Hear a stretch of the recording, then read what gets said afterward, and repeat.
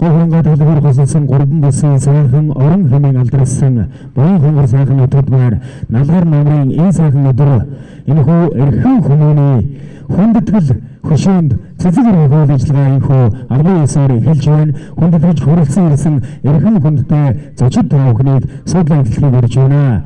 Суулагчийн дангарахта үнэнчээр зүтгэж эгэл ардынхан амийг аварч зураг шалгасан дахлын энэ өргөнд зурж ирээд залуу насаа удсан Эрэлхэг Баатар цогтын магсрын хөшөөнд цэцэг өргөл ажиллагаа энэхүү 19-оор эхлэхэд бэлэн боллоо.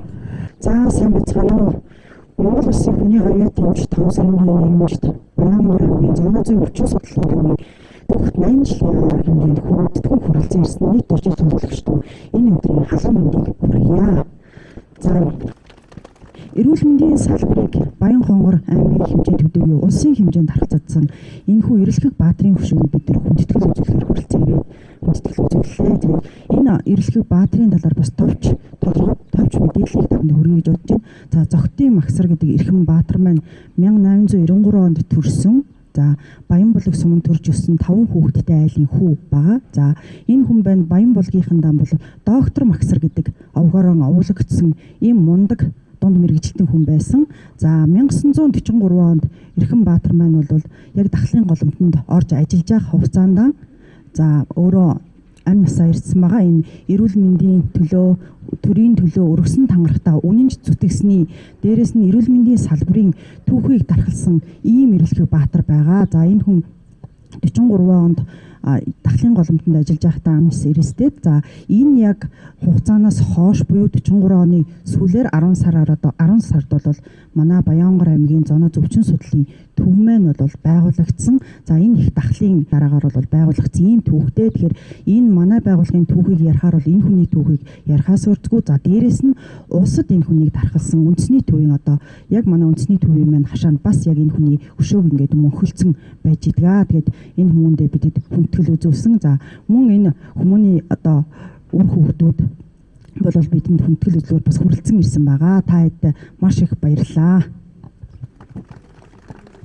Баярлалаа. За тэгээд өнөөдрийн энэхүү Зогтын Магсар хэмээх Монгол сайхан нутгаараа овоглож Монгол их орны бахархал болсон энэ эрхэм хүмүүндээ бид өхөн цэцэг өргөх ажиллагааг зохион байгуулж өнөөдрийн сайхан намрын налгар өдөр энэ сайхан талбайд хүрэлцэн ирсэн байгаа үлээ.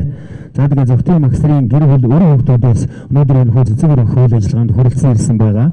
Хүндэтгэн өргөж байна. Өнөөдрийн сайхан өдөр энэхүү цэцэг өргөх ажиллагаан дээр хүндэтгэж хүрэлцэн ирсэн та бүхэндээ хамгийн сайн сайхан бүхний халуун сайхан алга тушлаар баяр хүргье.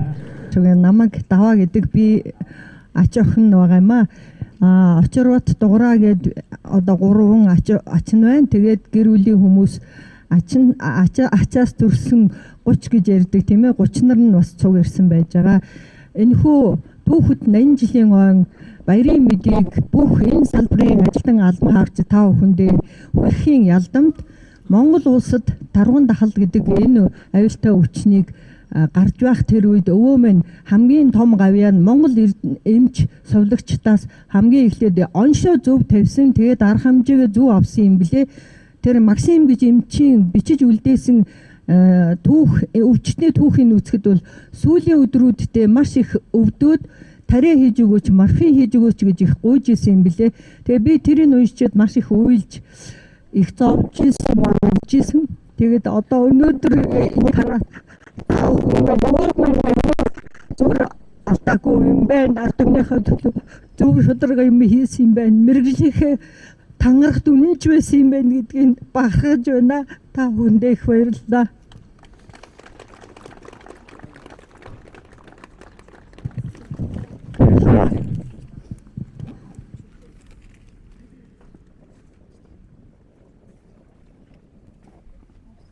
Зогтын Магсрын гэр бүл хүүхдүүдэд Баянгор аймгийн зоны зөвчин судлалын төвийн хамт олноос хүндэтгэл үзүүлж байна.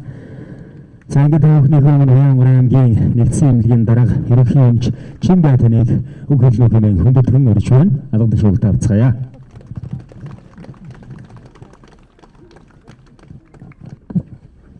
За сайн байцгаана уу. Эрхэм хүндэт зоноос өвчин судлалын төвийн үеийн ажилчид албан хаагчдаа эрхэм хүндэт тагсаачч төлөөлөгчдөө эрхэм хүндэт эмнэлгийн ажилчдаа өнөөдөр зооноос хүчин судлалын төвийн түүхэн 80 жилийн баярын үйл ажиллагаа баатарлаг үйлэлт цагаан өмнөх цэвэрлэгч зогтын магсрын хөшөөнд хүндэтгэл үзүүлэн цэцэг өргөх ёслоор эхэлж байгаа нь туйлын их бахархан байна. За Баянгор аймгийн нэгдсэн эмнэлэг нь бүгд найрамдах Монгол ард улсын ардын хурлын тэргүүлэгчдийн зорилгоор 1960 онд зогтын магсрын нэрэмжит болсон байдаг. 1972 онд зогтын магсрын дурсгалын хөшөөг нэгдсэн эмнэлгийн урд түүний гавьяаг мөнгөжүүлэх зорилгоор байгуулсан байдаг. Уг нээлтэн дээр, уг үйл ажиллагааны нээлтэн дээр зогтын хүү, жагдаг, ач хүү, бямсрын нар нээлттэй үйл ажиллагаанд нь оролцож байсан. Өнөөдөр мөн одоо 49 жилийн дараа буюу 2019 онд уг хөшөөг энэ 103-ын урд талбайд одоо шилжүүлэн нүүлгэх ёслолд мөн түүний ач охин даваа хань үр хүүхэд ахын дүүсийн хамтаар мөн оролцож байсан билээ. За тэгээ өнөөдөр түүхэн огоон тэмдэглэж байгаа алтан чимэг даргатай зооноос өвчин судлалын төвийн хамт олондоо ойн баярын халуун мэндийг хүргээд эрүүлийн сайн сайхан бүхнийг одоо хүсэн өрөөё. Баярлалаа. Ингээд өнөөдрийн хөө зогтын магсаар гэсний энэ хөө хөшөөнд цэцэг өргөх үйл ажиллагаа энэ төрөйд өндөрлөж байна. Цэцэг өргөх үйл ажиллагаанд хүрэлцэн ирсэн эрхэм хүндэтэй зочин тав бүхнийг хонгор сайхан нутгийн төв толгойд хүрэлцэн очиж дурсгалын зураг авахуулахыг урьж байна. Энэ хөө үйл ажиллагаанд хүрэлцэн тав бүхэндээ ажил хөдөлмөрийн өндөр амжилтыг хүсэн өрөөе. Баярлалаа.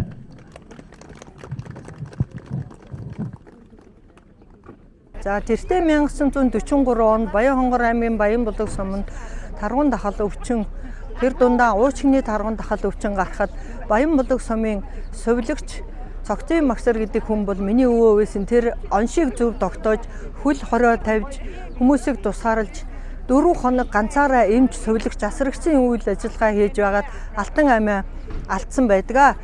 Энэ хүү мөнхийн гавьяаг нь мөнхжүүлээд Баян-Хонгор аймгийн нэгдсэн эмнэлгийг түүний нэрэмжит болгоод мөн хөшөөг нь энэ эмнэлгийн дэргэд байгуулсан байдаг. Түүнчлэн Монгол улсын зоон зөвшин судлалын үндэсний төвийн дэргэд өвөөгийн минь хөшөө байдаг. Дурсан санахад өнөөдрийн энэ намрын налгар сайхан өдөр хүн ардынхаа төлөө үйл ажиллагаа амьдралаа хайрлаагүй хүнийг олон жил ингэж ард түмэн дурсч идэг юм байна гэдгийг харахад үнэхээр таатай сайхан байна. Баян-Хонгор аймгийнхаа зоон зөвчн судлалын үндэсний төв маань 1944 онд бол байгуулагдсан байдаг. Өнөөдөр энэ байгууллага маань түүхт 80 жилийнхээ ойг хийж байна.